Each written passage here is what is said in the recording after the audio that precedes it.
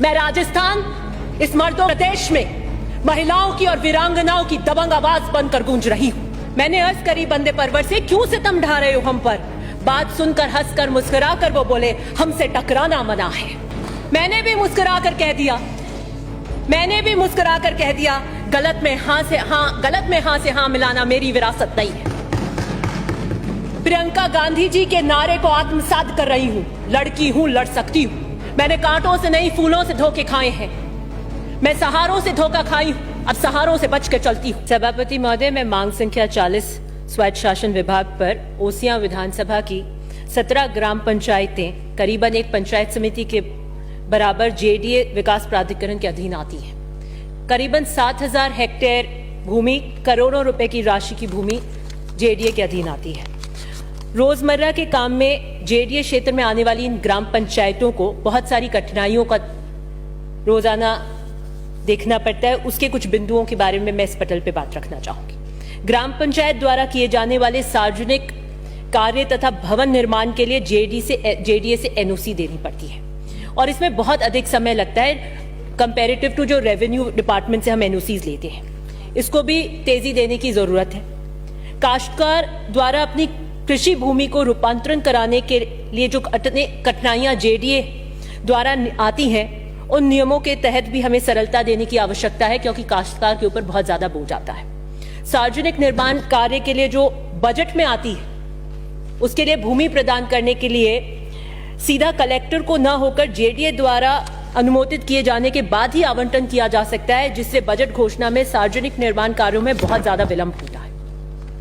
JDA की ग्राम पंचायतें जिसमें नाडी, तालाब, नाले, हेनिकेट आ रहे हैं, वहां डीमार्क करके पंचायत को आवंटन नहीं कर रहे हैं और नरेगा योजना के अंतर्गत स्वीकृति में भी बहुत ज्यादा कठिनाइयां आ रही हैं। जेडीए से एनओसी की आवश्यकता पड़ती है और ये एनओसी टाइम पर मिलती नहीं है और नरेगा के काम भी विलंब हो जाते हैं। इस प्रक्रिया को भी सरल करने की आवश्यकता है, या फिर हम ये कर दें कि नरेगा से संबंधित जितनी भी है वो पंचायती राज के अधीन है, उससे एनओसी लेने की आवश्यकता न हो जेडीए, क्योंकि बहुत साल 8-8, 10-10 महीने एनओसी के लिए भटकते रहते हैं।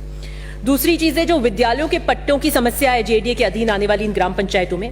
स्कूल की बिल्डिंग का तो पट्टा जेडीए जारी करती है, लेकिन अन्य खेल मैदान, चार दीवारी, शौचालय, इन चीजों के पट्टे जेडीए जारी नहीं करती।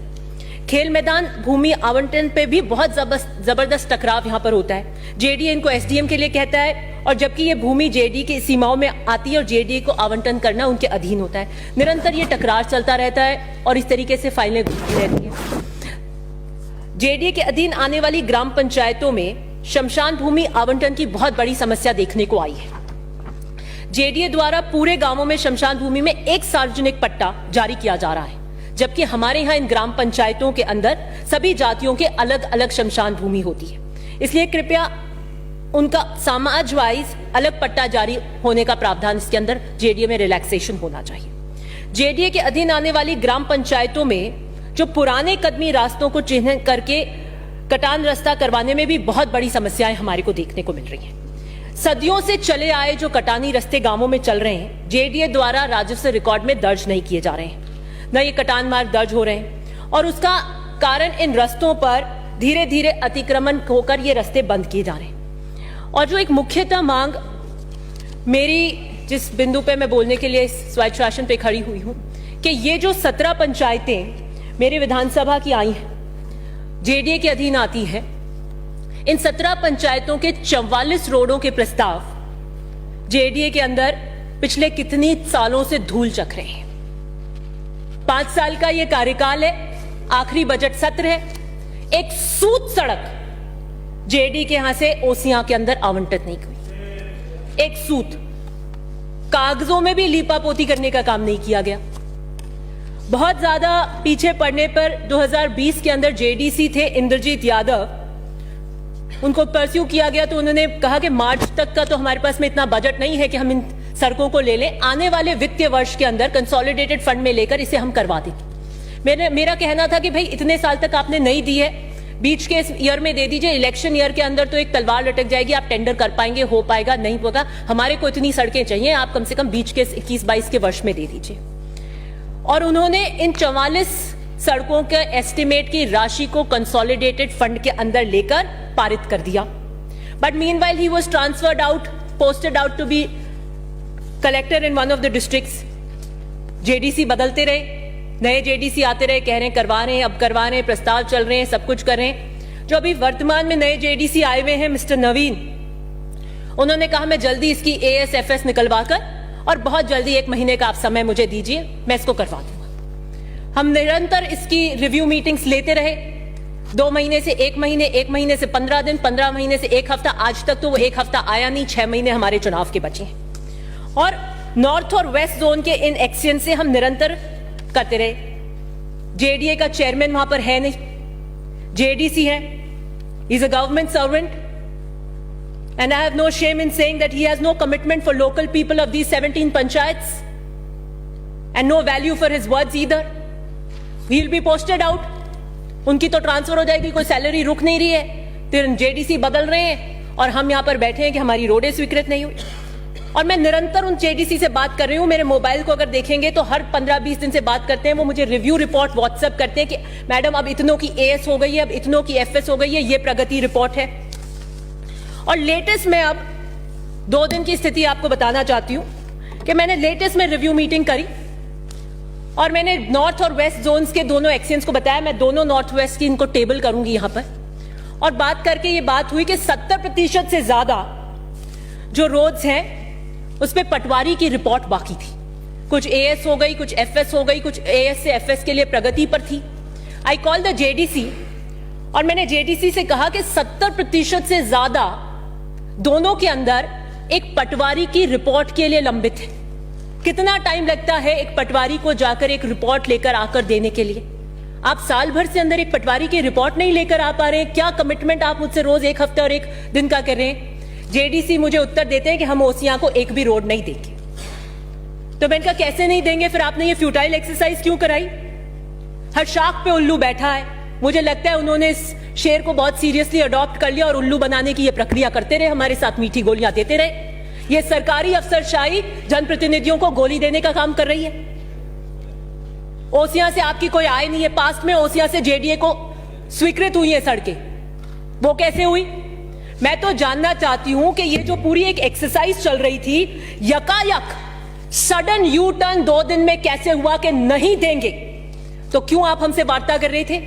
क्यों आपने अपनी टीम्स वहां गांवों में भेजी? क्यों आपने रास्ते के पूरे रूट देखे?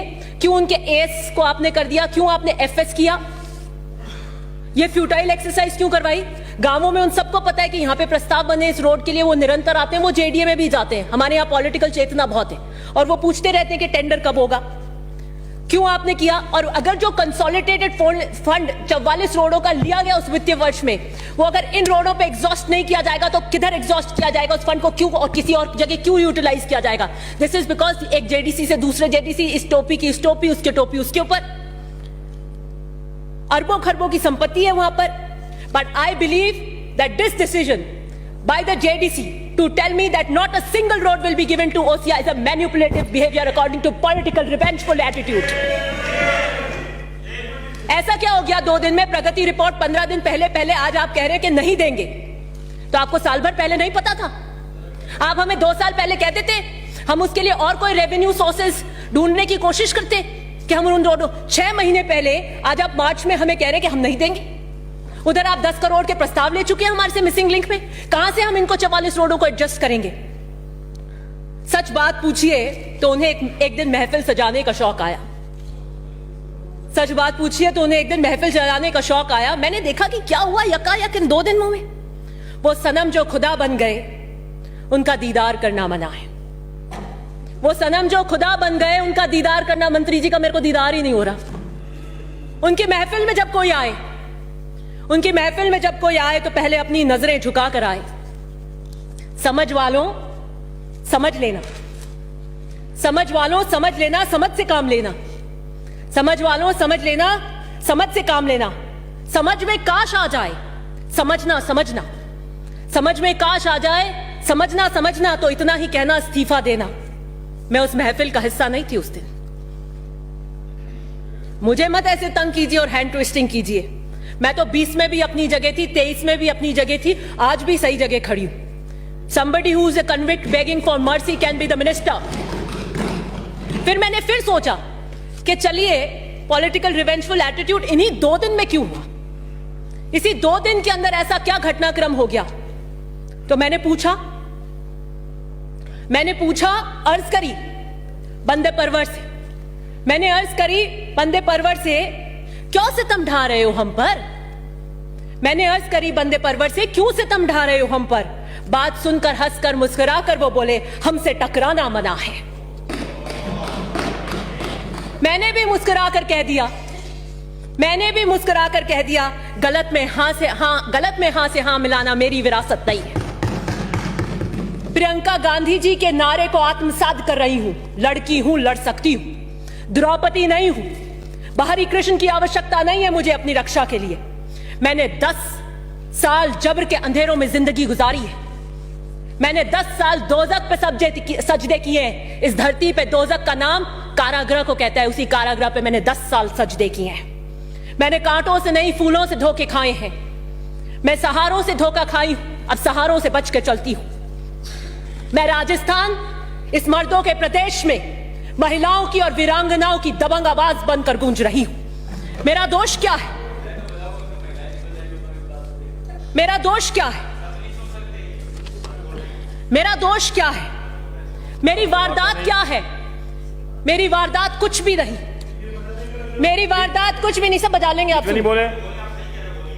मेरी वारदात कुछ भी नहीं, हां थी, नहीं मेरी वारदात कुछ भी नहीं, नहीं हां थी। मैं पार्टी के प्रति फर्माबरदार थी। मंत्री महोदय आला कमान को भी चुनौती दे सकते हैं, मैं तो छोटी सी कार्यकर्ता हूं, बावफा फर्माबरदार हूं अपने दल के प्रति। मुझे इस 2 दिन के घटनाक्रम पे अफसोस होता है और मैं कह देना चाहती हूं, क्या पता एक रवैया शायद उन्होंने सोच लिया हो कि हम तो डूबेंगे जो डूबेंगे सनम, तुमको भी साथ लेकर जाएंगे। तो मैं नहीं डूबूंगी, मैं तो पहले भी नहीं आई थी। राठौर साहब ने बिल्कुल कर दिया। मैं तो रंधावा जी को धन्यवाद देना चाहती हूं जो रिट्रैक्ट कराए के सारे इस्तीफे, नहीं तो आज मंजर कहीं कुछ और होता। मैं तो उस वक्त भी साथ में नहीं थी। गुर्जर कितनी दिल की गहराइयों से आपको चाहते हैं ये सर्वविदित है। मीना समाज के कद्दावर नेता को आप आतंकी की समान उपाधि देते हैं। जाट समाज की बेटी मंजू को नाते के नाम से लेकर आप चरित्र हनन करते हैं। ये तीनों गुर्जर, मीना और जाट खेतिहार हैं और कांग्रेस के मूल वोट बैंक हैं। 45% से ज्यादा राजस्थान में इसका हिस्सा है। गजब की सोशल इंजीनियरिंग कर रहे हैं और 6 महीने बाद हम चुनाव में जाना चाहते हैं। यहां सितमगरी के तरीके सिखाए जाते हैं, यहां सितमगरी के तरीके सिखाए जाते हैं। निगाहें उठती नहीं, खम उठाए जाते हैं। मैं मुख्यमंत्री जी से अनुरोध करूंगी कि दिस रिवेंजफुल एटीट्यूड, क्योंकि मैंने आपके आतंकी की उस उपाधि की और नाते की उस वक्तव्य की निंदा करी, तो वहां पर जेडीसी मेरे ओसिया की 44 सड़कों को रातों रात मना कर देता है। This political revengeful attitude, let the Rajasthan see it, कि अगर मैं सही पर सही खड़ी होकर अपने दल के लिए, अपने समाज के लिए, मंजू जाट हमारे समाज का गौरव है, वो वीरांगना, अभी जाट महाकुंभ हुआ था, नहीं सुनेंगे हम इस तरीके की प्रथा। यह सुनने के लिए हम उच्च स्तर के सदन के अंदर नहीं खड़े हुए। आप हमारी पार्टी से हो सकते हैं, और यह सरकार का वक्तव्य नहीं था। सरकार का वक्तव्य इतना था कि कब कब एफआईआर हुई और कब कब हमने अरेस्ट किया। और मैं इस बात का, मुख्यमंत्री जी के इस बात का समर्थन करती हूं कि हमें परिवार के बाहर नौकरी नहीं देनी चाहिए। उसका कारण है कि अगर हमने परिवार के बाहर नौकरी दी तो जो हमारा पीछे रूरल बैकग्राउंड है उसके अंदर हो सकता है कि पीआर में ब्लैकमेल करने के जाइए, तुम नौकरी लेके आइए किसी की, नहीं तो हम घर में नहीं रखेंगे। It can be used as a tool against these women. इसलिए हमें परिवार के बाहर नौकरी नहीं देनी चाहिए। वो बच्चे, शहीद के बच्चे डॉक्टर, इंजीनियर, आईएएस बनने चाहिए, लेकिन किसी कारण अगर किसी की हेल्थ अच्छी नहीं हो, कहीं कोई एक्सीडेंट हो जाए और वो उच्च पदों के हम पढ़ाई नहीं ले पाए, तो वो नौकरी उसके लिए रिजर्व होनी चाहिए। ये कहकर आप मत टालिए कि वो नाते में गई और आपने कभी देवर को दिया है क्या। मत करिए इस तरीके से चरित्र। आपने सरकार का, रुकिए मैं फिनिश कर रही हूं, ये सरकार का वक्तव्य मैं से अग्री करती हूं, लेकिन आपने वक्तव्य को कैसे पेश किया। आप कहिए कि उन्होंने मैन हैंडलिंग हुई, कांच फोड़े, ये किए, आतंकी के समान कैसे कह देंगे? और उसकी प्रतिक्रिया क्या हुई कि आपने पहले उनके नेता को कहा और दूसरे दिन उन्होंने हमारे प्रभारी को आतंकी कह दिया। ये कौन सा उदाहरण हम सेट करेंगे? मैं अर्थ में इतना ही कहना चाहती हूं कि मैं मुख्यमंत्री से अर्ज करूंगी कि यकायक जो 44 रोडों को रोक दिया गया है उसमें आप सीरियसली इंटरवीन करिए। और मंत्री जी क्योंकि आजकल जिद पे आ जाते हैं और उनकी जिद सबसे बड़ी होती है, उसके आगे सब नतमस्तक हो जाते हैं। वो अगर जिद पे अड़ गए और ये रहा कि हम ये 44 सड़कें ओसिया में नहीं देंगे, तो मैं इन्हीं वीरांगनाओं की तरह मुंह में घास लेकर ओसिया की जनता के लिए धरने में बैठूंगी। आप में दम है तो 3 बजे उठा लेना मेरे खून आरजू को वो समझ रहे हैं पानी, मेरे खून आरजू को वो समझ रहे हैं पानी। मेरी रोडे रोक कर नहीं कर मेरा हाथ मरोड़ पाएंगे आप। मैं सही के लिए खड़ी हूं उन जनप्रतिनिधि से और कभी उसमें मेरे को गुरेज नहीं हुआ है। 6 महीने की अवधि है, हम सब चुनाव में जा रहे हैं। ये जो मिनिस्ट्री है इनके पास, जिस कलम से दस्तखत करते हैं, इस पे इतना मत इतराइए, ये भी उधार की है।